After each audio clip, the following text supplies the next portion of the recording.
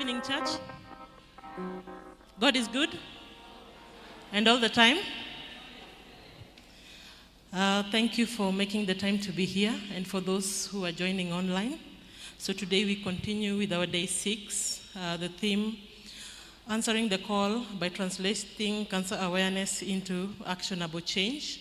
So today we will be looking to finish tertiary prevention, and then we'll also talk about what are the treatment options in case one is diagnosed by cancer.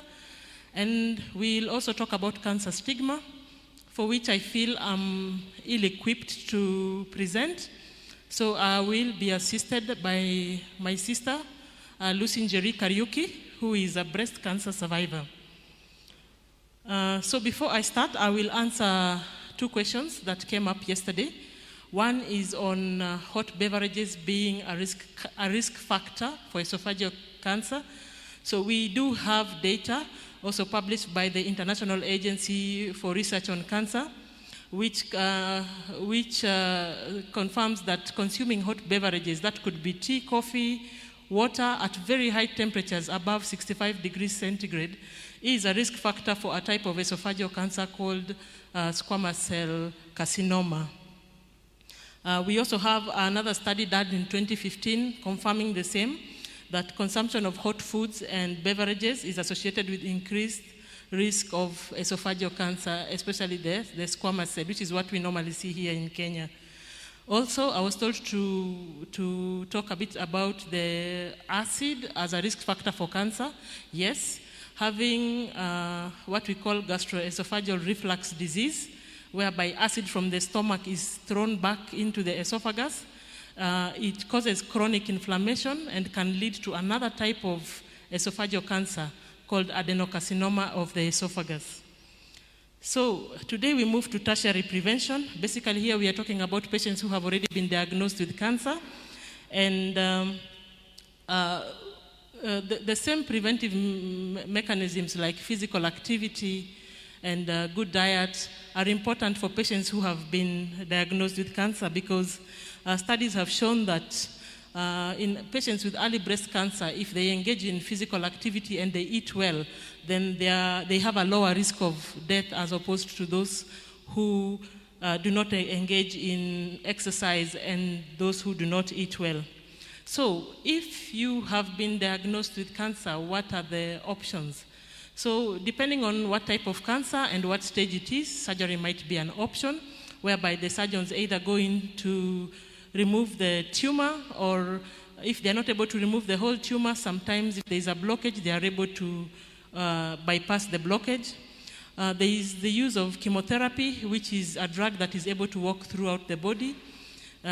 We also have local treatment like radiation therapy, which is used normally for disease that has not spread far, and can also be used for stage 4 disease when we have maybe bleeding or we have pain. We also have best supportive care as an option of treatment. Sometimes the patients are too sick for us to give any of the other options, so we opt for symptomatic management. And we also have end of life, which is where our hospices come in. Cancer stigma. These are basically negative attitudes, beliefs, and stereotypes that surround cancer and those affected by it. They lead to social exclusion, discrimination, fear of discussing cancer openly, and this stigma normally stems from misconceptions, fear of the unknown, and cultural attitudes towards the disease. So today we'll be assisted by my sister, Lucy Njeri Kariuki.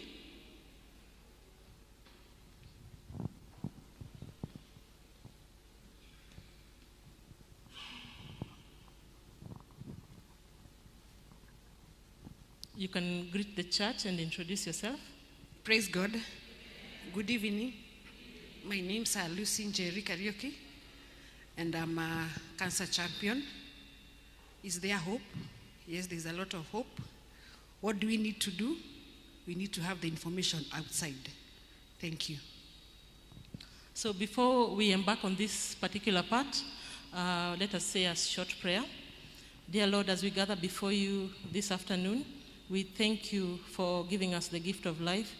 Dear Lord, may the message that we have here bring compassion and understanding to those who are heroes, who are suffering from cancer. May these words bring comfort to those who are affected and their families, and may it inspire positive change in the different communities in this country. We pray this through Jesus Christ our Lord. So Lucy, maybe you can tell us, when did you discover that there was a problem for you to go to the doctor? In early 2017, I had stopped breastfeeding my last born, December 2016. And usually women, we develop lymph nodes under our armpits. And there's this lymph node that never went away. And it stayed there for like 3 months. And my breasts continued to produce milk, as opposed to the brain telling the breast that I've stopped breastfeeding to stop producing milk. I went to seek treatment. I went to an institution in my area. They told me it could be mastitis, nothing to worry about. I didn't stop at it. I chose to do a second option. I went to another institution. They said that it was some fat residues, something that is common with women. I didn't stop at it. And I decided, why not remove those fat residues? Because it's bringing me uncomfortability. And when they went in is when they discovered it was not the fat tissues. And I was given a biopsy to go and have it tested.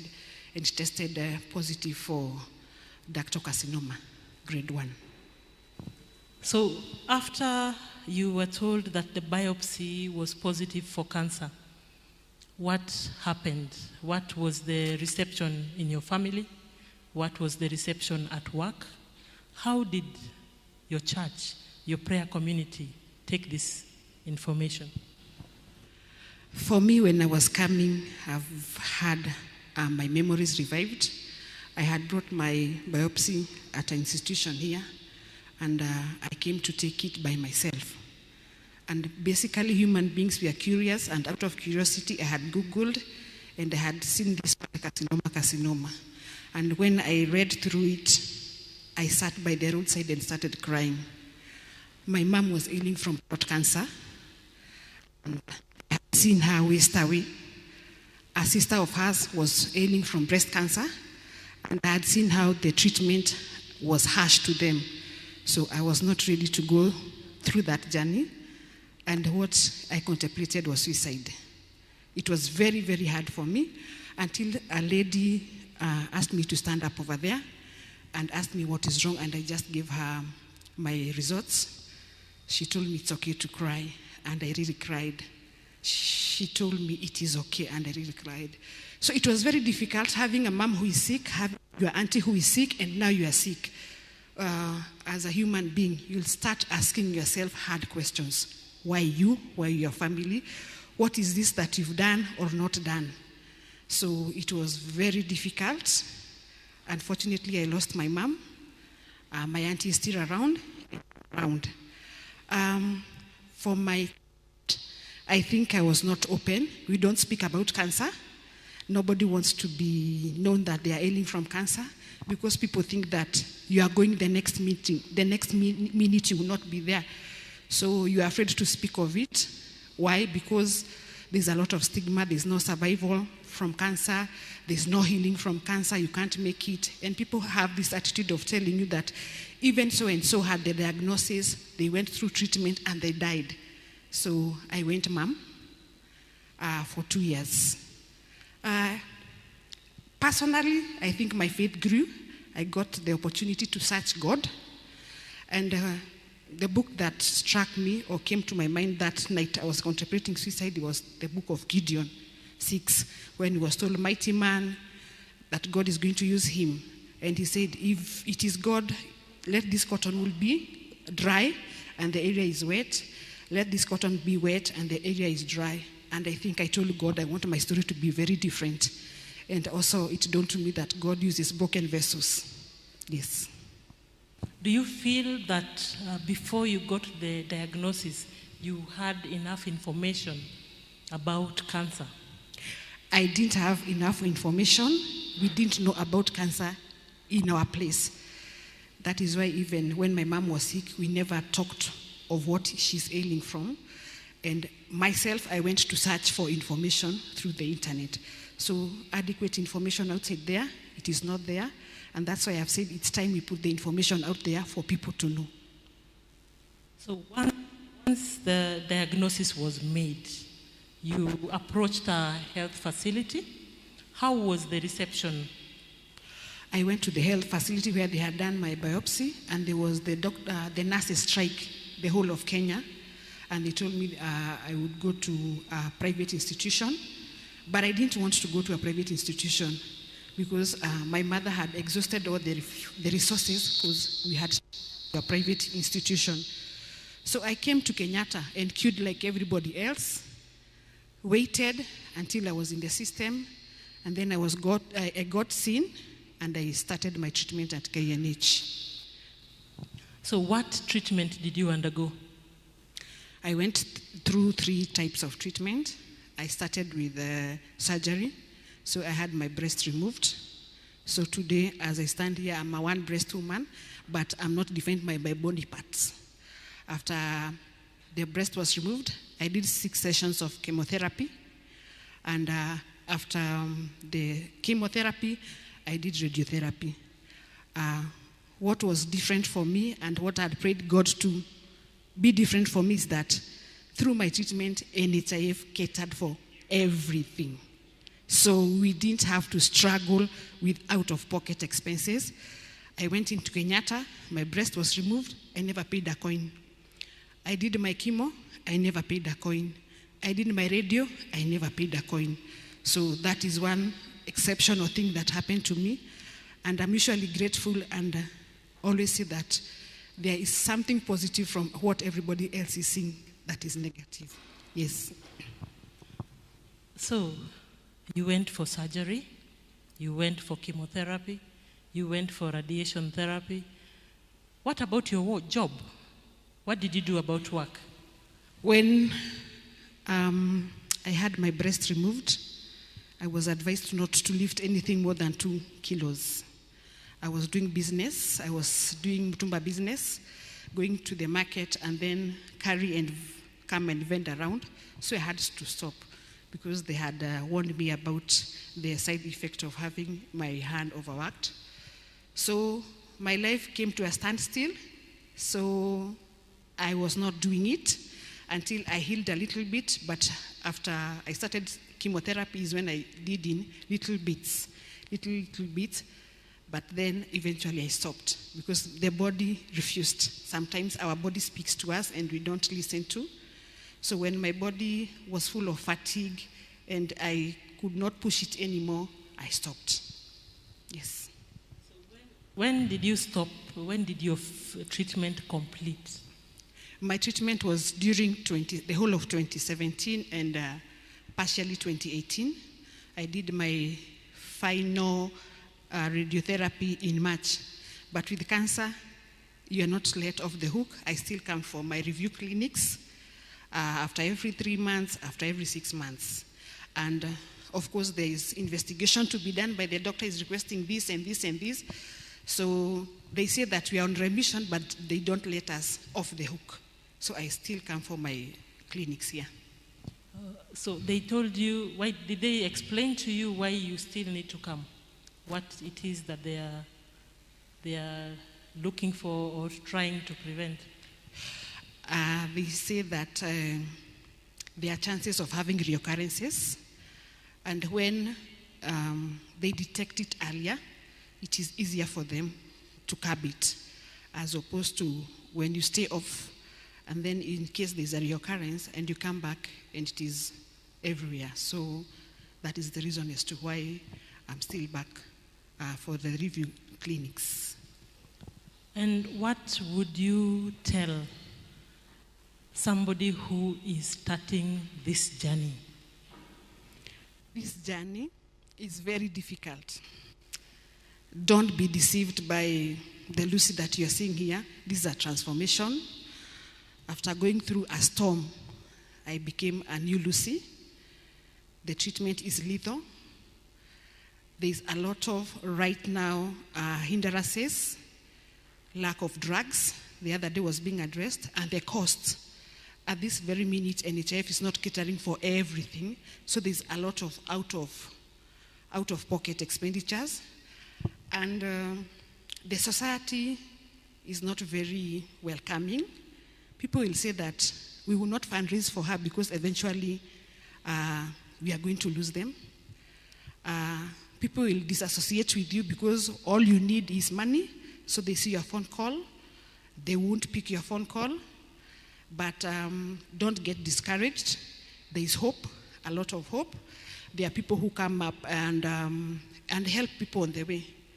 Personally, when I was doing my treatment, I got somebody who paid my rent for 1 year. Somebody that I never knew, but was touched by my story when told by a friend. So there'll be destiny helpers. As much as there's a lot of challenges, if we forge forward and push forward, there's always help. Help will always come on our way. And for us, the healthcare workers, what would you have wanted us to have done differently, either before diagnosis or during diagnosis or after treatment? First of all, for the health workers, I really appreciate what you do. And I thank God for the wisdom that He has given you people to help His people. You are very, very vital for us and important. For health worker, there's not enough information outside there. And personally, I took the initiative of speaking about cancer without fearing, to have so many people get to hear of it. There's no counseling, so you just get in, you're told you have a cancer diagnosis, and you are going to chop that breast out. So that trauma of, I was born, I'm okay, I'm matured with 2 breasts, but now I'll have 1 breast. Emotional health is not looked at. They look at the physical health, pain management, and everything else, but emotionally, we go through a lot, and mental health, because nobody is ready for a cancer diagnosis, and nobody wants. My children got very, very affected by my illness, and I had to look for somebody to talk to my daughter. She was in her adolescence, so you can imagine seeing your mother with 1 breast and you're having 2 breasts. So I think for families, for caregiver, for those people who are supporting patients, there's need of bringing them on board and look at their emotional healing and mental wellness. That is a gap that I saw. Now things have changed. That time we used to queue. The facility was only Kenyatta. I must applaud the government because we have more facilities. We don't have people coming from Meru, Garissa, or Mombasa to get treatment here because all of us used to converge here. At least there are centers in their places. So thank you for the good work, and of course the many healthcare workers who are doing oncology. Thank you. For sure, things have changed. Right now, we are focusing more on holistic, not just the diagnosis. So, for example, one of the major hospitals just across here, we actually sit in the clinics with counselors. So, as much as the diagnosis is given, we have counselors who take over immediately, not only for the patient, because this is not just a disease for the patient, but also for the caregivers who accompany the patient. Maybe, Lucy, I would ask, maybe you can tell us some of the myths about cancer that you've heard about and what you think about them. To us, they said that our ancestors were annoyed that there's something that either I had not taken or my mom taken. There's that culture of the bygones want something from you. So a cancer diagnosis is only gotten in a hospital, not from our ancestors or the community elders. So that aspect of there's something that you never aligned to in your culture. A curse, people will say that you are cursed. That is where you are suffering.